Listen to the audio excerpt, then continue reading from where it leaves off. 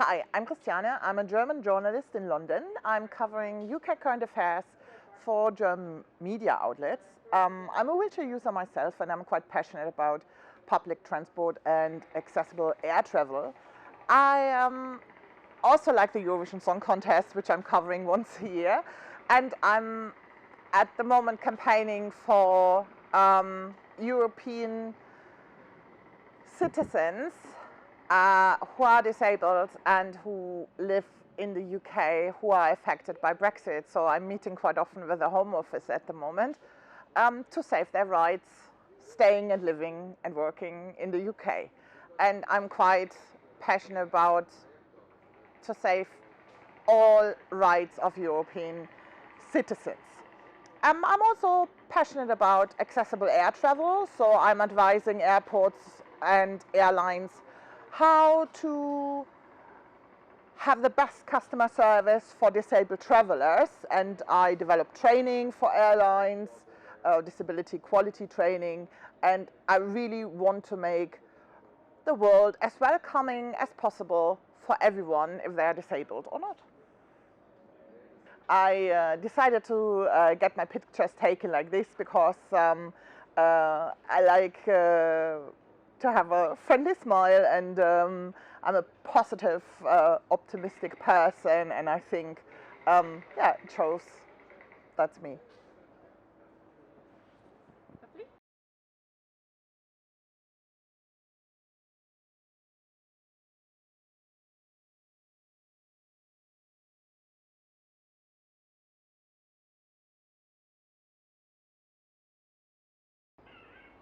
So I'm Kira.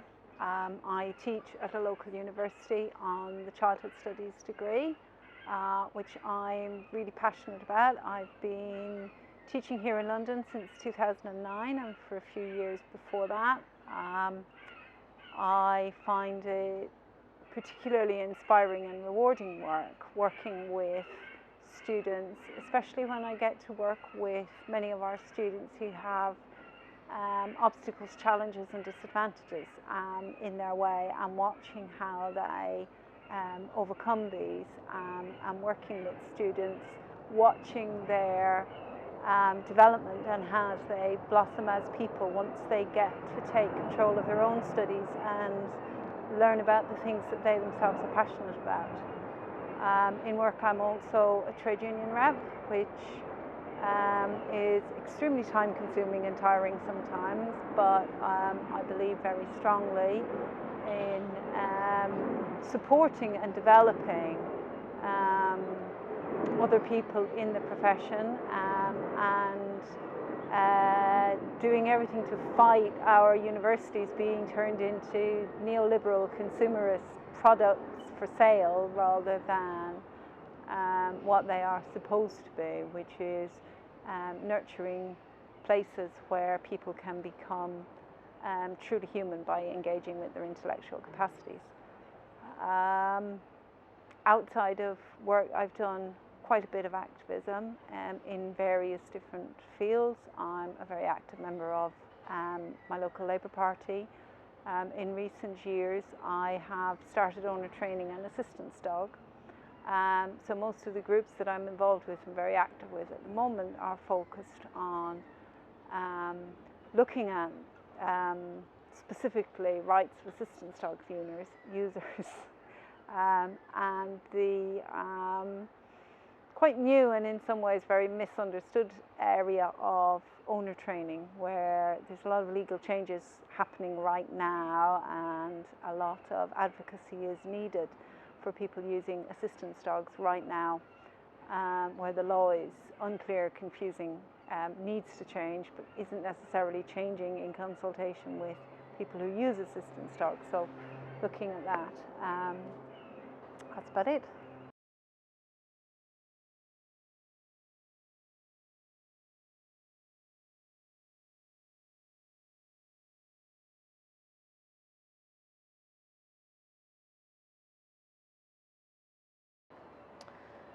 My name's Emma. I work for a DPO in London. I have what I describe as an intersectional identity. I self-describe as a disabled person, but that's only really one part of me. My gender identity is butch, and identify as queer, and identify as kinky. So there are lots of intersecting parts that make up me. One of the main things that runs through everything is consent. That's why I'm wearing my little I Heart Consent badge. And it's one of the things that really drove me to work in disability activism as my paid work. I think it's really important that people who are generally disempowered and overlooked get as much of a say in what happens to them and about them. And if I can facilitate that, then I will. And I do that in other parts of my life as well. I do that in queer activism. I do that in the kink scene, where I understand about negotiating skills and active consent. So everything about my life kind of ties in these different identity strands. They're quite separate, but they're also very much a whole.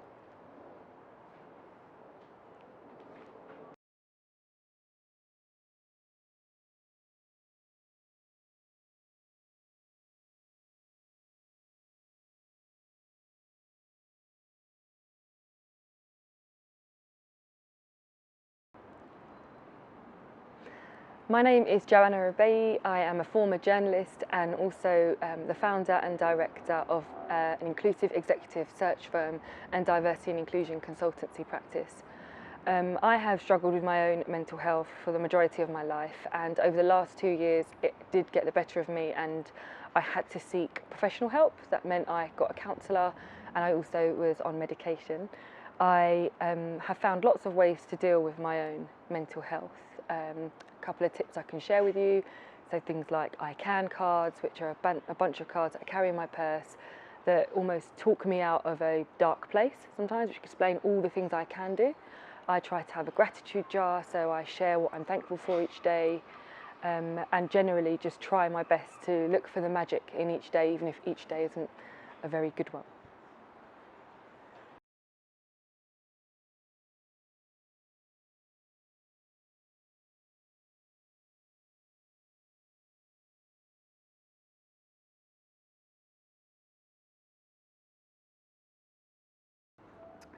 Hi, I'm Sarifa Patel, a disabled Asian activist and a parent of disabled children, and I'm really proud of being a disabled activist working at grassroots community.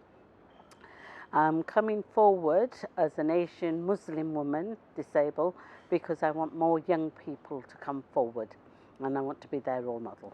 Thank you.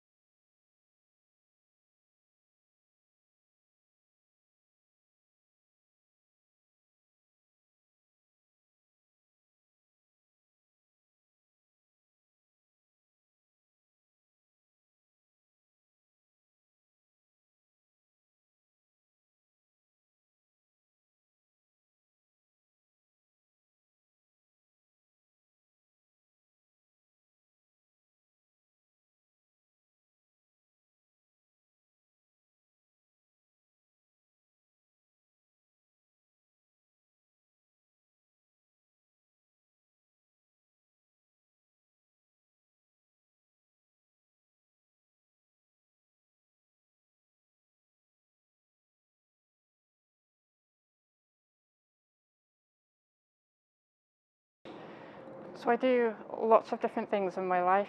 I embrace my deaf identity. I use that as my strength.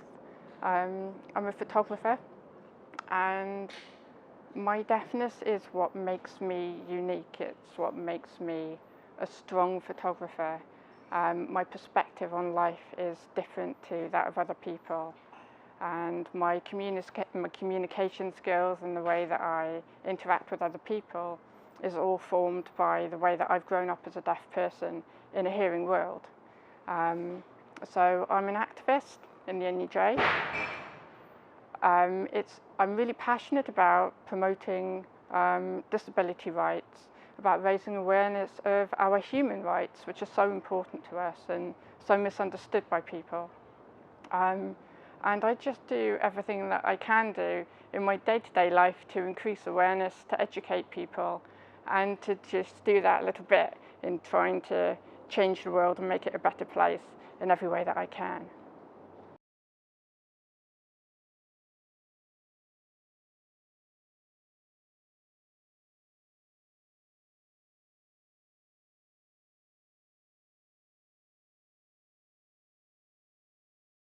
My name's Eleanor. I am passionate about intersectionality. I have all my various identities which they don't define me by themselves, but I belong to all of them. They're all important to me. Very often disabled women, we are just people take photos of us and they build their narratives about us. And this is a chance for us to portray ourselves as how we want to see ourselves. I consider myself a disabled woman, an East Asian disabled woman. There are not that many East Asians who are activists. I'm an activist, I'm a campaigner. I work in the media, and hence my passion in including the narratives of disabled women. And I say disabled women because I think there's not been a lot of focus on us. I am passionate also about access, human rights, disability rights, women's rights. Thank you.